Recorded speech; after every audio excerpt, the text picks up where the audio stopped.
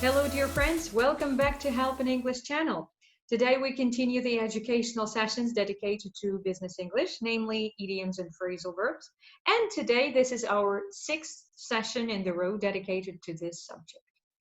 The idioms that I'm going to present to you today are linked to the area of communication. So most likely that you have heard some of them. So let's have a closer look at the slides. Here we go. So the first idiom, to get the wrong end of the stick. The meaning, to misunderstand.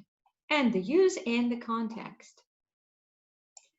During his last presentation, John's boss got the wrong end of the stick since John was rambling all the time. The next idiom, to put in a nutshell. To put in a nutshell, pretty popular one. I think some of you have, if not all, but some of you have heard that. To be concise or brief. This trip to Norway was just amazing. In a nutshell, I highly recommend this destination.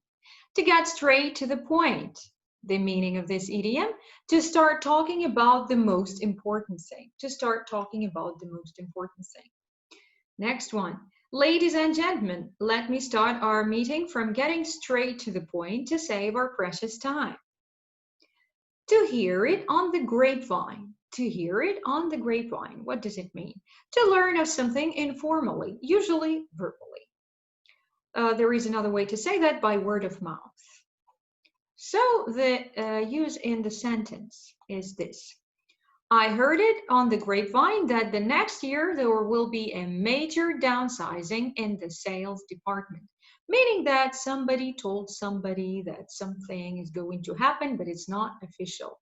It's like, most likely this situation is accompanied by the words, but don't tell anybody. So somebody is telling you something, but then they add, don't tell anybody. To put oneself in the picture. What's the meaning of this one? To put oneself in the picture. To give someone the information they need to understand something. And a sentence with this idiom. Since Emily was late for the meeting, her colleagues will have to put her in the picture, meaning that they will have to explain to her what was happening before she arrived. To be on the same wavelength, to be on the same wavelength. One of my favorite idioms. To think in a similar way and to understand each other well. And let's see the sentence with this idiom. My girlfriend and I almost have no fights. We're most of the time on the same wavelength. The last idiom in this teaching session, to beat about the bush. To beat about the bush, meaning to discuss a matter without coming to the point. So let's have a look. I'm tired of sitting here and listening to his speech. There is nothing useful in his words. He's simply beating about the bush, talking about nothing basically. So he never gets down to business. He never starts talking about the major point of his, let's say, talk, presentation, or in lecture. And the second session of our today's teaching session is dedicated to phrasal verbs. Today we're taking again 5 phrasal verbs for your attention. And the first one is draw something up. Draw something up. To make or write something that needs careful thought or planning. For example, I drew up a list of 5 products that I could sell online. Meaning I came up, yeah, to draw something up, it means to create a list. Drop off, to decrease in level or amount, especially after being high for a long time. So the example, demand for the product has dropped off sharply. Drum up something,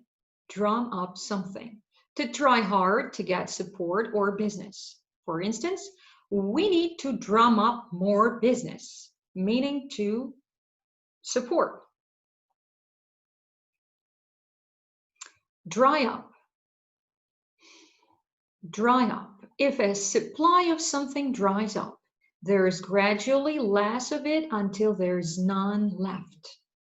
For instance, costs are rising and income is drying up, becoming less. And the final phrasal verb for this teaching session is factor something in something. Let's have a look. To include a particular fact or situation when you're calculating something. For example, insurance is another expense, so make sure that you factor it in, meaning you consider it and you include it into your calculation. Okay, great job and well done, everybody. I really hope this session was useful for you and you have incorporated a couple of new idioms as well as phrasal verbs. Don't forget to leave your commentaries. Most likely, that would be really preferable, and I really encourage you to leave your examples with the idioms and phrasal verbs from this teaching session. Don't forget to put your likes. We also have now, we now have the Facebook page, and you can follow it. You can follow us on Facebook. We leave different interesting jokes and materials for your reference. And don't forget to subscribe and have a nice day, everybody. Bye-bye.